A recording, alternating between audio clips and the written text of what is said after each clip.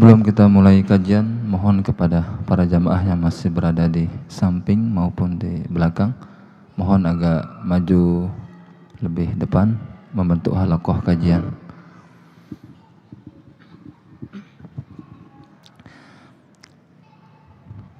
Bismillahirrahmanirrahim. Assalamualaikum warahmatullahi wabarakatuh. Alhamdulillahi rabbil alamin. Wassalatu wassalamu ala ashrafil anbiya'i wal mursalin wa ala alihi wa ashabihi ajma'in, amma ba'du. Yang sama-sama kita hormati dan muliakan guru kita Bapak Dr. Haji Abdul Fattah hafizahullah wa rahimahullahu ta'ala wa bi'ulumihi fid dharaini amin. Yang saya hormati pula bapak-bapak dan ibu-ibu para jamaah. Tema pemaparan materi insyaallah sampai 30 menit ke depan. Sesi kedua dialog atau tanya jawab insyaallah sampai pukul 19:22. Alangkah barokahnya kajian kita pada malam yang penuh barokah ini. Mari kita sama-sama membuka dengan sama-sama melafazkan al-basmalah. Bismillahirrahmanirrahim. Baik, diingatkan kembali kepada para jamaah yang ingin bertanya, bisa melalui nomor WA atau SMS ke nomor 082 340 647 227. Sekali lagi bisa melalui nomor WA atau SMS ke nomor 082 340 647 227. Dengan format SMS, nama penanya, pagar, nama narasumber, pagar, dan wa bihamdih. Assalamualaikum warahmatullahi wabarakatuh. Waalaikumsalam warahmatullahi wabarakatuh. Alhamdulillahi nahmaduhu wa nasta'inuhu wa nastaghfiruh wa na'udzu billahi min syururi anfusina wa min sayyiati a'malina. May yahdihillahu fala mudhillalah wa may yudlilhu fala hadiyalah. Ashhadu an la ilaha illallah wahdahu la syarika lah wa ashhadu anna Muhammadan abduhu wa rasuluhu la nabiyya ba'dah. Allahumma salli wa sallim wa barik ala habibina wa syafi'ina wa rasulina Muhammad ibn Abdillah wa ala alihi wa ashabihi wa man iqtada hudah ila yaumil qiyamah. Qala Allah ta'ala fi kitabihil karim, a'udzu billahi minasy syaithanir rajim. Ya ayyuhalladzina amanu taqullaha haqqa tuqatih wa la tamutunna illa wa antum muslimun. Wa qala ta'ala aidan alladzina amanu wa tatma'innu qulubuhum bi dzikrillah ala bi dzikrillahi tatma'innul qulub. Wa qala alaihi salatu nasabi khuluqin hasanin. Shadaqallahul azim wa sadaqa rasuluhul karim wa nahnu ala dzalika insyaallah taala minasyahidin syakirin, amma ba'd. Ma'asyiral muslimin wal muslimat, hadirin hadirat jamaah salat maghrib rahimakumullah. Alhamdulillah wa syukru lil karunianya, berkahnya, kesehatan, keafiatan dan kesempatan yang diberikan kepada kita yang tidak terkira sehingga sampai malam Ahad ini, malam yang penuh mulia, penuh barokah, tanggal 13 Oktober 2018 Miladiah, bertepatan dengan 5 Safar 1440 Hijriah, kita diberi kesehatan dan bisa hadir di masjid yang kita cintai ini, Masjid Raya Hubul Waton Islamic Center Provinsi Nusa Tenggara Barat. Mudah-mudahan Allah terus memberikan limpahan karunia-Nya kepada kita sehingga kita diberikan kesempatan untuk terus mengisi kebaikan, kebajikan, kemaslahatan dalam setiap detik di kehidupan kita ini. Dalam agama para hadirin kita mengetahui semua bahwa kebaikan itu bukan, atau kesempurnaan hidup seseorang bukan pada panjang pendeknya umur yang telah dimiliki oleh orang tersebut. Boleh jadi ia berumur panjang 80 tahun, tetapi dalam umur 80 tahun itu yang dikerjakan sama dengan orang yang masih berumur 15 tahun. Tentu maka sia-sia sisa umurnya yang 65 tahun. Sebaliknya ada orang yang mungkin diberikan hidup di dunia ini oleh Allah Azza wa Jalla hanya 25 tahun. Tetapi dalam usia 25 dia bisa mengerjakan kebaikan, dia menemukan ilmu atau menemukan teknologi yang bermanfaat buat kemaslahatan. Begitu juga tadi. Mudah-mudahan kita semua ini, berapapun usia kita hari ini, tetapi usia kita itu akan diisi dengan kebaikan, kemaslahatan dalam rangka ibadah kepada Allah Azza wa Jalla. Amin ya rabbal alamin.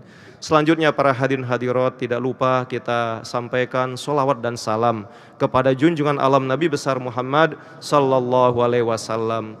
Kita harus bangga kepada pribadi Rasulullah.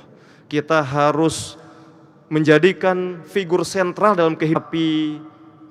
Kekaguman kita kepada beliau-beliau itu tidak akan pernah mengalahkan kekaguman kita kepada baginda Rasul Muhammad sallallahu alaihi wasallam. Maknanya tentu sangat luas para hadirin hadirat. Ketika umpama pemimpin daerah kita atau bahkan pemimpin negara kita memiliki pendapat atau statement yang sekiranya mungkin boleh jadi tidak sama dengan ajaran baginda Rasul, maka implikasi dari itu adalah yang kita kedepankan tentu adalah ajaran baginda Rasul, bukan yang lain. Walaupun kita mengatakan, beliau kan adalah pemimpin saya, tapi sudah jelas dan tegas. Ya, Allah katakan dalam Al-Quran, atiullah wa atiur rasul wa ulil amri minkum. Jadi kalau taat kepada Allah dan Rasul itu mutlak, sedangkan ulil amri itu adalah tergantung.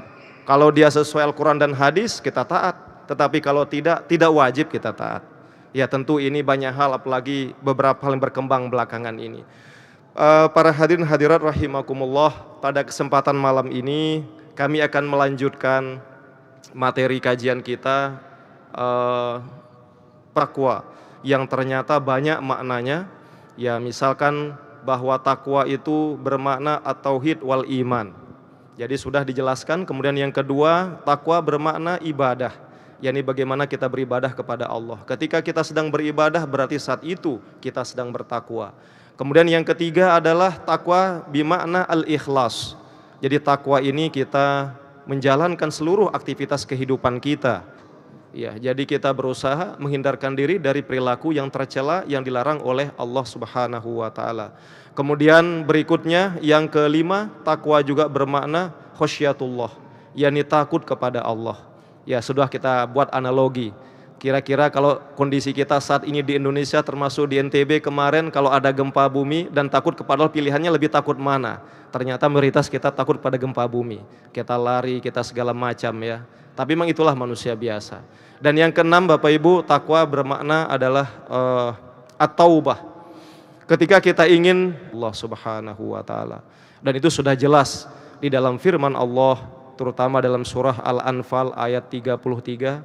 Allah tegaskan, wa ma kana Allahu li'adzibahum wa anta fihim wa ma kana Allahu mu'adzibahum wa hum yastaghfirun. Ini jaminan para hadirin hadirat, garansi dari Allah. Apa kata Allah dalam Al-Anfal 33 tersebut? Sesungguhnya Allah Subhanahu wa taala tidak akan pernah mengazab umat manusia, umat Muhammad, selama engkau Muhammad berada di tengah mereka. Karena kehadiran Nabi Muhammad ini membawa keberkahan. Kehadiran Nabi Muhammad ini membawa kemaslahatan, membawa kebaikan. Bencana alam hampir tidak ada, kecuali ketika beliau berumur sekitar 35 tahun ketika datang pada subuh ya di Masjidil Haram pertama kali, maka dia berhak mengangkat itu. Dan ternyata Rasulullah Shallallahu Alaihi Wasallam Muhammad bin Abdullah yang pertama hadir. Kemudian beliau dengan kearifan beliau, ya tidak hanya beliau sendiri yang mengangkat Hajar Aswad dan meletakkan pada tempatnya karena jatuh akibat banjir, tetapi beliau mengajak pemuka agama yang lain sehingga mereka merasa terhormati, merasa diorangkan oleh baginda Rasul. Akhirnya mereka semakin yakin dengan kehebatan pribadi Muhammad Sallallahu Alaihi Wasallam. Para hadirin kaum muslimin muslimat rahimakumullah, pada malam ini yang akan kita ikhtiar untuk mewujudkan takwa tersebut tidak mudah. Karena itu nanti mudah-mudahan kita semua bisa menjalankan 1, 2, atau 3 dari apa yang ada. Sebab memang nilai-nilai kebaikan ini kami yakin semua kita ini bisa menyampaikan. Semua kita ini bisa membaca dari berbagai kitab ataupun ya dari qiraatul kutub kata orang sekarang, dan juga dari qiraatul YouTube gitu ya. Ya membaca ceramah dengar. Tetapi yang tidak mudah dan yang sangat sulit adalah mengamalkannya. Karena itu para hadirin, kewajiban kita menyampaikan, kita menyimak, kita mencoba menelaah dan berusaha mengamalkan sesuai dengan kondisi kemampuan kita masing-masing. Dan harus kita yakini siapa yang mengetahui dan mengamalkan, maka dialah orang yang beruntung, dan begitu juga sebaliknya. Dalam hal ini para hadirin hadirat, sebelum kami menyampaikan apa sih jalan-jalan atau apa sih kaifiat ataupun thoriqoh ataupun ikhtiar untuk mewujudkan ketakwaan yang sudah disebutkan pada pertemuan sebelumnya, maka terlebih dahulu izinkan kami menyampaikan salah satu firman Allah dalam surah Al-Fatihah yang sering kita baca dan bahkan menjadi salah satu rukun dari sholat kita. Tampaknya betapa pentingnya suratul Fatihah, maka siapa yang tidak membacanya dengan sengaja, maka tentu secara fikhi sholat orang tersebut, baik sholat yang fardu, sholat yang wajib maupun yang sunnah, menjadi tidak sah. Nah, salah satu ayat yang sering kita baca yakni firman Allah dalam Al-Fatihah tersebut, di mana dijelaskan dalam suratul Fatihah Allah tegaskan Bismillahirrahmanirrahim, ihdinas siratal mustaqim, dalam surah yang atau ayat yang ke-6 di surah Al-Fatihah tersebut. Ihdinas siratal mustaqim. Kalau dalam terjemahan bahasa Indonesia dijelaskan, tunjukilah kami jalan yang lurus. Ya Allah, berikanlah kami jalan yang lurus. Berikanlah, tunjukinlah kami, gambarkanlah kepada kami jalan yang lurus. Ihdinas siratal mustaqim. Nah, dalam hal ini para hadirin hadirat, banyak sekali terjemahan, banyak sekali tafsiran terkait dengan apa itu jalan yang lurus. Nah, salah satu yang mewakili dari terjemahan atau tafsiran tersebut kami ambil dari tafsir yang bernama Taisirul Karimir Rahman fi Tafsiri Kalamil Mannan, karya dari Syekh Abdurrahman bin Nasir As-Sa'di. Di mana Syekh Abdurrahman bin Nasir As-Sa'di, beliau tegaskan apa arti ihdinas siratal mustaqim. As-siratul mustaqim huwa ma'rifatul haq wal amalu bih. Ketika kita berdoa kepada Allah, tunjukilah kami jalan yang lurus, maknanya adalah ya Allah, tunjukilah kami pengetahuan yang benar. Tunjukilah kami, gambarkanlah kepada kami tentang pengetahuan yang hak, pengetahuan yang benar, serta bagaimana mengamalkannya. Jadi yang tidak kalah penting Bapak Ibu, kita diberikan kebenaran, gambaran kebaikan, kemaslahatan oleh Allah, tidak berhenti di situ. Tetapi bagaimana juga agar kita mampu memiliki kekuatan mengamalkannya, wal amalu bih. Karena itulah ya, pada kesempatan malam ini maka jalan menuju takwa itu juga bagian dari ma'rifatul haq, mengetahui yang hak, yang benar. Dan itu tidak kalah penting adalah bagaimana wal amalu bih. Nah, mana jalan kebenaran menuju takwa itu? Yang pertama adalah, kalau dari beberapa literatur yang kita ketahui Bapak Ibu rahimakumullah, jalan menuju takwa yang pertama adalah berusaha mahabbatullah, berusaha mencintai Allah di atas segalanya. Kita semua tahu Bapak Ibu, ketika cinta ada di dalam sanubari seseorang, maka segala apapun, kesulitan apapun katanya akan dikerjakan. Sila Bapak Ibu ketika dulu masih bajang, masih melakukan pendekatan katanya kepada calon zaujahnya, atau ibu-ibu ya yang hadir ini walaupun suaminya barangkali nggak ada di masjid ini, ingat bagaimana dia didekati oleh calon suaminya dulu 25 tahun yang lalu. Mungkin kita senyum-senyum saat ini, rela mati listrik kalaupun ada listrik saat itu, kalaupun tidak ada listrik dia berusaha gimana caranya, jalan yang gelap, ada jurang, gak ada jembatan, pasti dilewati. Makanya katanya itulah karena mahabbah, karena cinta. Cinta itu ya mengarahkan kepada pengorbanan. Jadi yang jauh terasa dekat, ya yang dekat terasa lebih dekat lagi. Ya yang berat terasa ringan, yang sulit terasa mudah. Tetapi sebaliknya, kalau lawan dari cinta atau benci, ya maka tentu yang berat terasa semakin berat, bahkan yang ringan pun terasa berat, yang jauh semakin jauh, yang dekat bahkan menjadi jauh. Itulah karena benci, lawan dari kata cinta.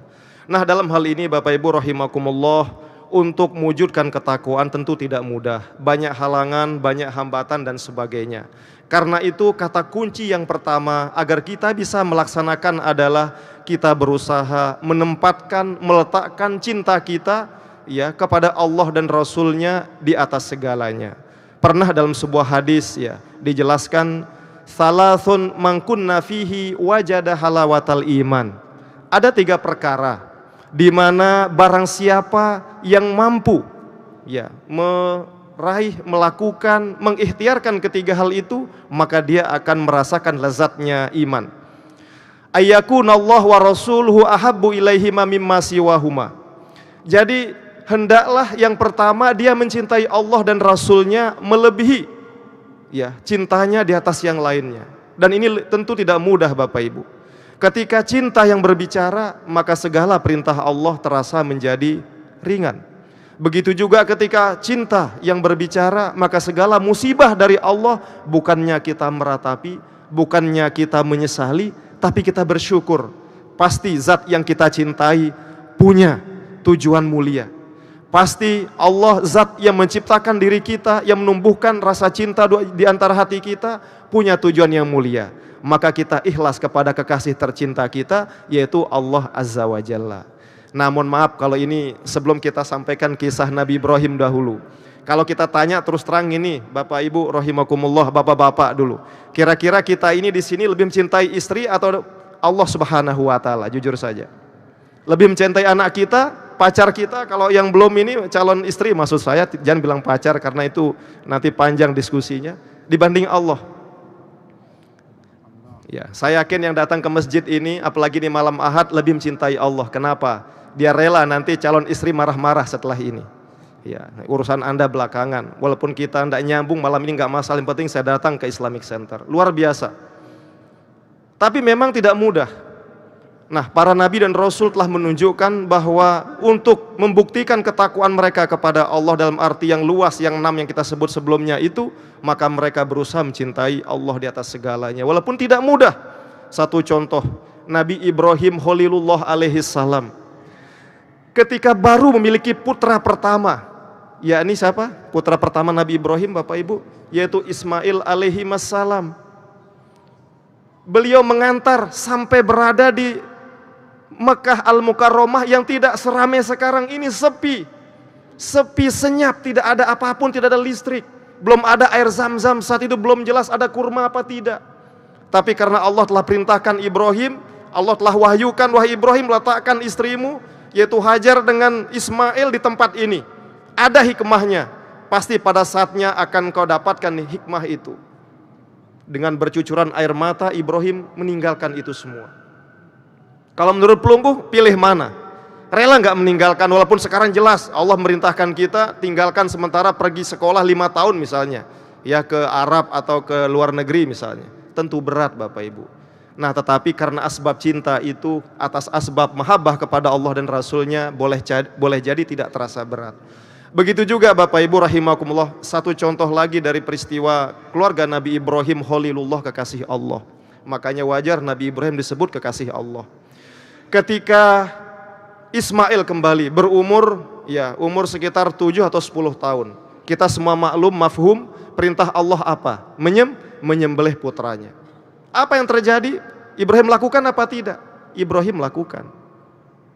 Bagaimana kemudian Ismail yang diberitahu bahwa ini perintah untuk menyembelihmu nak? Apa jawaban Ismail? Silahkan ayah. Insya Allah engkau akan temui aku sebagai anak yang sabar. Karena semua mereka mahabbah kepada Allah di atas segalanya. Ibrahim lebih mengedepankan cintanya kepada Allah di atas anaknya, yaitu Ismail. Ismail juga merelakan dirinya, jiwanya dicabut hari itu. Seandainya benar dicabut waktu itu karena cintanya kepada Allah. Bagaimana dan ibunya Hajar? Ketika setan menggoda, wahai Hajar, kamu gak lihat tadi suami dan anakmu pergi, kamu tahu kemana itu? Itu dia akan menyembelih anakmu, putramu satu-satu yang kau sayangi.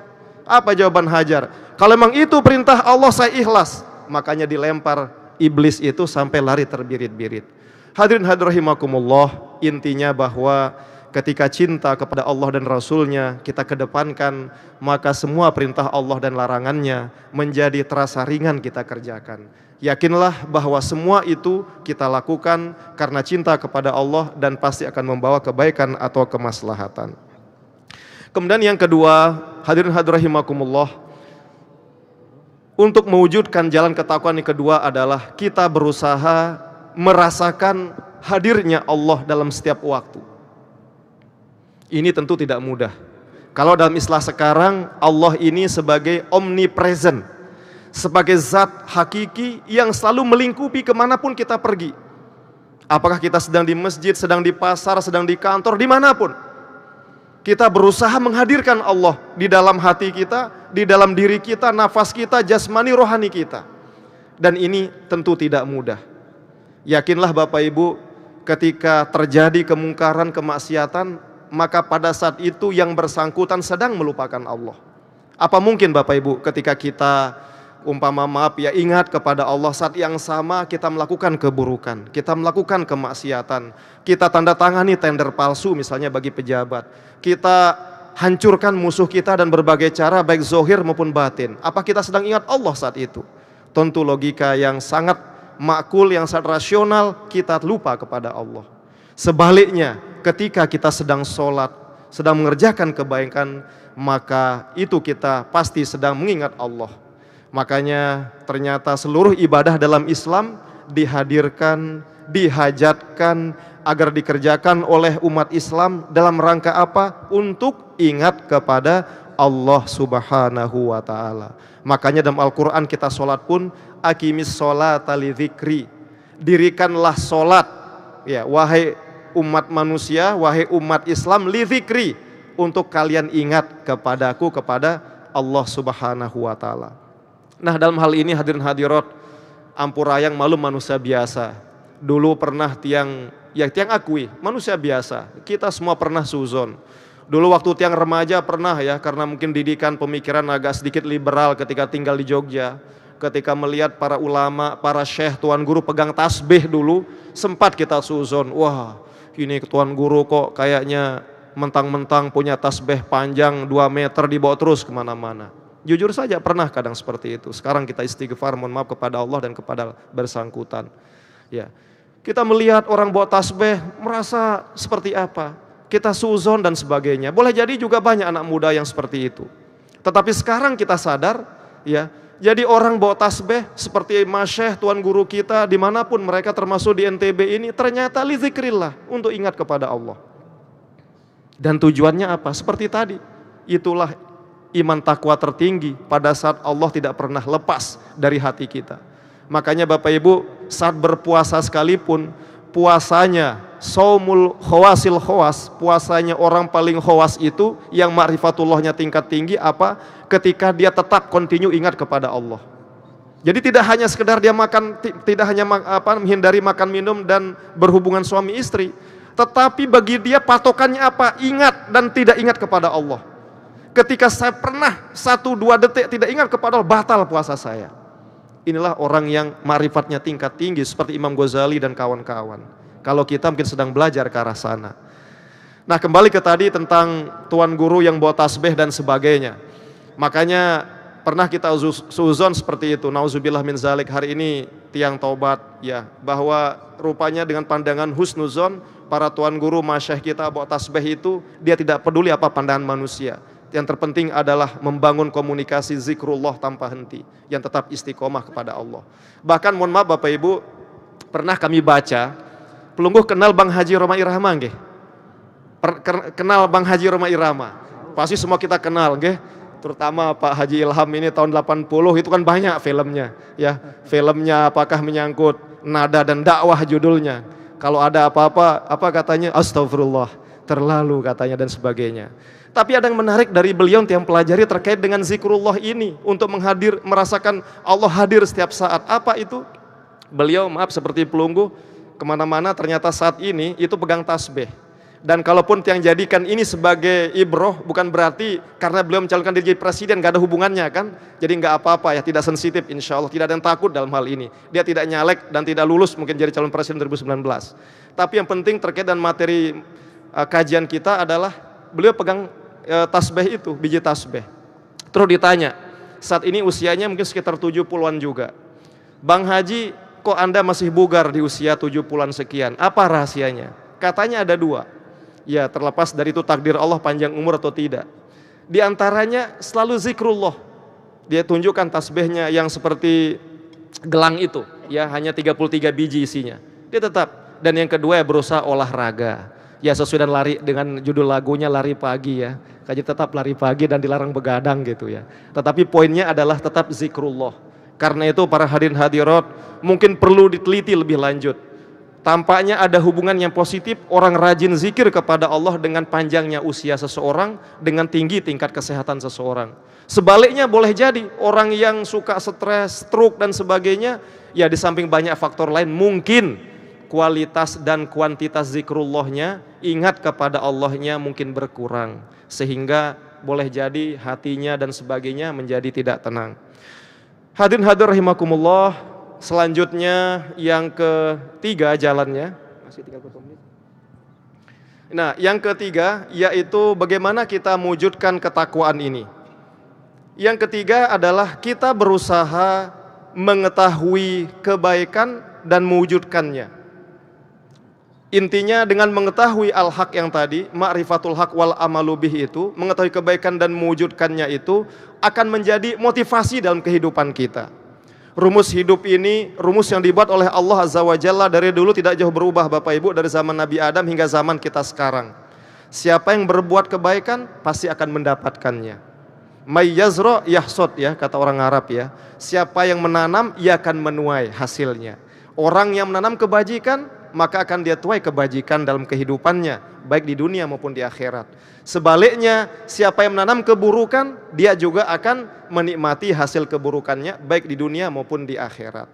Nah, terkait dalam hal ini, sekedar contoh saja, pernah dulu dalam kisah Yunani kuno terkenal Bapak Ibu, pernah terjadi ada seorang raja yang disebut Raja Midas. Kalau di Lombok ini ada daerah Medas ya. Nah, kayaknya ngambil dari Yunani itu. Ya. Jadi di sana Midas, sana Medas. Ya.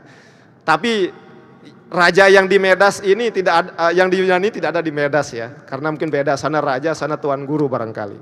Nah, terkenal Bapak Ibu sebuah tragedi Raja Midas, dan ini ditulis oleh Profesor Komarudin Hidayat ya dalam sebuah buku tebal ya. Nah, banyak kisah-kisah inspiratif, salah satu dan itu dibuat menjadi judul buku itu adalah Tragedi Raja Midas oleh Profesor Komarudin ini, mantan rektor Universitas Islam Negeri Syarif Hidayatullah Jakarta. Apa dari kisah yang menarik dari Raja Midas itu? Beliau ini, Raja Midas ini terkenal raja yang memiliki kekuasaan yang besar di Yunani pada zamannya. Kekuasaannya sangat luas, kekuasaannya membentang melebihi Pulau Lombok dan NTB ini. Kekayaannya di mana-mana. Ya belum ya jumlah keluarga, istri, anak di mana-mana pokoknya. Tapi yang menarik adalah dia terkenal karena keserakahannya, kerakusannya. Dia sangat rakus, kekayaannya tidak pernah membuat dia puas. Jadi seperti dia itu minum di air laut, semakin minum semakin haus. Bukannya kenyang. Ya, itu minum di air laut. Akhirnya pernah suatu hari dia berdoa kepada dewa dan dia dikasih kesempatan, tetapi itulah saat kehancurannya. Dia dikasih satu kesempatan untuk berdoa. Dan apa yang dia minta? Dia minta Bapak Ibu ternyata apa? Agar tangannya ini ya, saking rakusnya dia minta agar tangannya ini bisa memegang apa saja dan benda yang dipegang langsung menjadi emas seketika. Kontan jadi emas. Jadi air minum ini, gelas ini kalau dijual di pasar nggak nyampe mungkin 100.000 satu biji. Abe, kan enggak sampai nggih.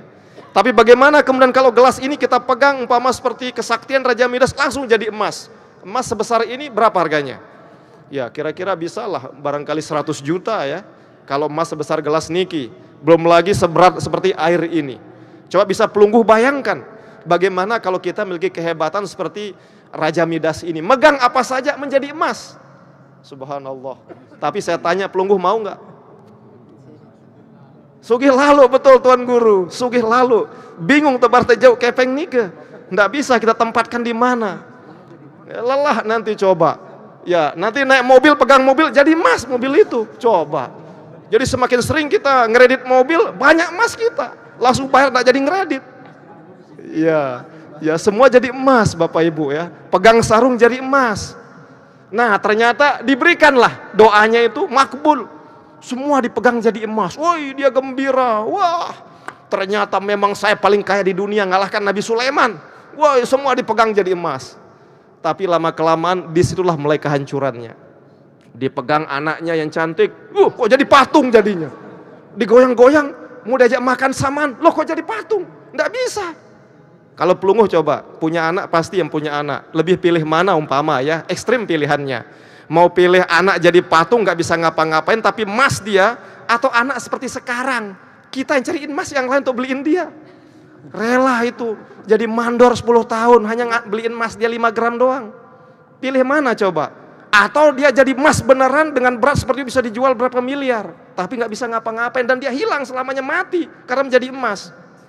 Dia mulai sadar, astaga, ternyata kekayaannya membawa kehancuran pelan-pelan. Dipegang istrinya sekarang mau ngajak malam Jumat, mati jadi emas. Coba, ayo kalau laki-laki normal, ya bisa nggak Ustadz? Dengan emas coba, walaupun satu kamar jadi emas tapi nggak ada wanita normal, karena semua jadi emas, nggak bisa ngapa-ngapain. Lebih buruknya, mohon maaf, dia pegang dirinya langsung dari emas dia, meninggal dia, jadi emas. Pelot, meninggal tidak bernyawa. Artinya apa Bapak Ibu rahimakumullah? Ternyata apapun keburukan ya, pasti juga amal-amal yang berawal dari keserakahan, keburukan pasti akan membawa kepada kehancuran pada saatnya. Hanya persoalan waktu. Nah, karena itulah Bapak Ibu rahimakumullah, jalan menuju takwa tidak lain kita belajar mencari makna-makna kebaikan, taklim-taklim agama, dakwah Islamiyah yang hebat untuk berusaha kita amalkan. Sebaliknya kita juga pada yang sama belajar mana sih kisah-kisah orang yang ditimpa musibah, yang dihanguskan oleh Allah di Al-Quran karena dia melakukan kemarin tuh LGBT misalnya kan, jadi lesbi, gay, bisexual, and transgender ya menyebabkan LGBT juga, yaitu longsor, ya, gempa, banjir dan tsunami, ya itu kita pelajari. Kita pelajari bukan untuk kita lakukan. Jadi dalam hal ini jalan takwa sekali lagi kita belajar juga tentang keburukan supaya kita tidak melakukannya.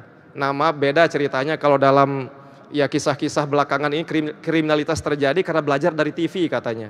Ketika ada program sidik, ada program apa di TV, penjahat mempelajari akhirnya dilakukan. Padahal dalam Qaul Hikmah mengatakan Araftu syarra la lisyarri. Kita mempelajari keburukan bukan untuk melakukan keburukan itu, tapi untuk menghindarinya. Jadi demikian karena sudah waktunya, jadi tidak banyak yang kami sampaikan. Mudah-mudahan ada barokahnya. Selanjutnya kalau ada tanya jawab kami persilakan. Wassalamualaikum warahmatullahi wabarakatuh. Assalamualaikum warahmatullahi wabarakatuh. Baik, tinggal 4 menit lagi. Silakan para jamaah yang ingin bertanya. 2 pertanyaan saja.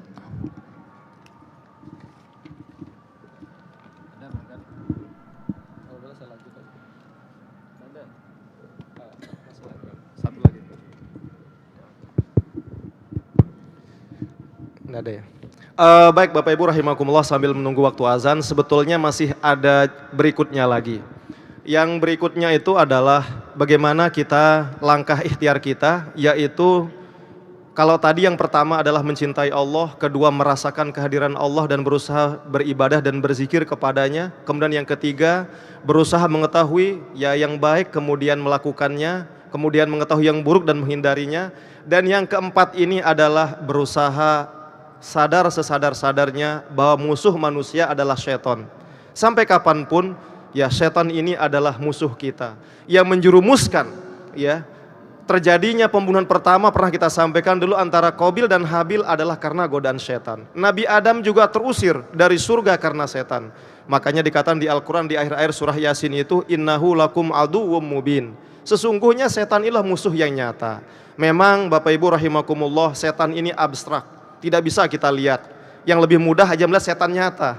Ya mohon maaf, mana setan nyata? Siapa saja yang mengajak kepada keburukan itu adalah setan nyata. Dan berusaha kita untuk tidak melakukannya. Siapapun itu, apakah dia mungkin orang yang kita hormati karena dia memiliki jabatan tinggi, tetapi selama dia menghalalkan yang diharamkan Al-Quran, ya, ataupun mengharamkan padahal sudah halal dalam Al-Quran, maka itu juga tidak perlu kita ikuti. Ini persoalan akidah persoalannya. Jadi persoalannya adalah kita ikuti Al-Quran atau Allah atau ikuti manusia. Jelas tentu Allah yang harus kita ikuti dan nilai Al-Quran, manusia nomor sekian, seperti itu. Nah karena itulah dalam hal ini Syekh Ibnu Taimiyah menyebut Bapak Ibu, salah satu jihad yang besar setelah jihadun nafsi adalah jihad kedua, apa itu jihadus syayatin atau jihad melawan bisikan setan. Banyak ya bisikan setan yang harus kita waspadai. Intinya ada kecenderungan hati, ada bisikan hati, ada ajakan yang muncul di hati kita yang mengajak kepada kesyirikan, yang mengajak kepada kezaliman, menginjak sesama manusia yang baik, yang memfitnah orang yang baik, menjauh dari para alim ulama, padahal alim ulama ini yang soleh, yang baik. Maka itu adalah bisikan dan ajakan syaitan, harus kita waspadai. Dan mungkin pelungguh pernah mendengar kisah Syekh Barsiha ya, yang diuji oleh Allah melalui setan. Setan itu ikut pura-pura beribadah di sebelahnya. Kemudian dia heran, kok orang ini kuat ibadahnya, saya tahajud hanya sejam, dia bisa 4 jam. Akhirnya dia nanya kepada setan, wahai hamba Allah, saya kagum dengan anda, kok anda bisa beribadah kok lebih kuat dari saya.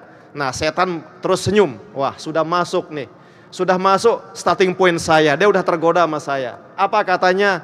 Kalau mau beribadah kuat, lakukan dosa.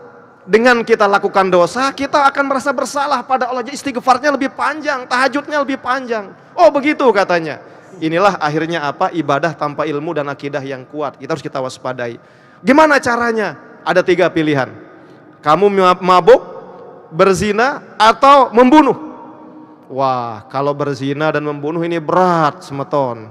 Wah, janganlah. Mungkin mabuk dululah. Coba mungkin ada orang jual-jual ini narkoba yang harga-harga pira 200.000, net coba dulu. Nanti tahu terasa hampir rasa narkoba, tia.